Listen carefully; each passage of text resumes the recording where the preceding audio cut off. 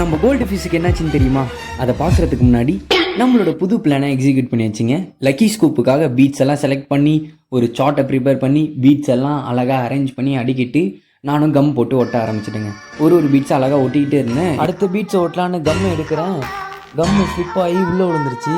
நல்ல வேலை கம்மு கம்மியாக இருந்ததுனால வெளியே ஊற்றலைங்க. அப்புறம் திருப்பி எல்லாத்தையும் ரீ அரேஞ்ச் பண்ணிவிட்டு ஒட்டி முடிச்சுட்டு எழுத ஆரம்பிச்சிட்டேங்க. இதாங்க நம்மளோட சார்ட்டோட ஃபைனல் அவுட்லுக். எப்படி இருக்குன்னு கமெண்ட்டில் சொல்லுங்கள். இதாங்க நம்ம லக்கி ஸ்கூப்போட பவுல் அண்ட் ஸ்பூன். இதில் ஒரு சின்ன ஸ்பூன் ஒரு பெரிய ஸ்பூன் இருக்கோங்க. ரெண்டுத்துக்குமே வேறு வேறு ப்ரைஸ் ரேட். இதோட கிளியர் டீட்டெயில்ஸ் வேணும்னா டிஎம் பண்ணுங்கள். இல்லை டெமோ வீடியோவாக ஒரு வீடியோ க்ரியேட் பண்ணி போடணுன்னா கமெண்ட்டில் டெமோ வீடியோன்னு போடுங்க. கண்டிப்பாக டெமோ வீடியோவும் ஒன்று க்ரியேட் பண்ணிடலாங்க.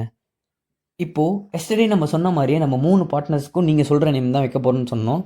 நம்மளோட ஒரு ஃபாலோவர் சொன்ன மாதிரியே நம்மளோட ஃபைட்டருக்கு ப்ளூன்னு நேம் வச்சாச்சிங்க. அண்ட் நம்ம கோல்டு ஃபிஷ்ஷுக்கு டோலு போலும் நேம் வச்சாச்சிங்க. பட் நம்மளோட டோலு போலும் நம்மகிட்ட இல்லைங்க. பிகாஸ் நம்மளோட ஃபாலோவர் எல்லாருமே டேங்க் சின்னதாக இருக்குது மாற்றிருங்கன்னு சொன்னதுனால நம்மளோட டோலு போலுவை ஃப்ரெண்டு வீட்டில் பெரிய டேங்க்கில் விட்டாச்சுங்க. இன்னும் 1 வீக்கில் நம்ம பெரிய டேங்க் செட்டப் வாங்கிட்டு நம்மளோட டோலு போலுவை ரிட்டன் எடுத்துன்னு வந்துடலாங்க. நாளைக்கு வீடியோவில் பார்க்கலாம். பாய்.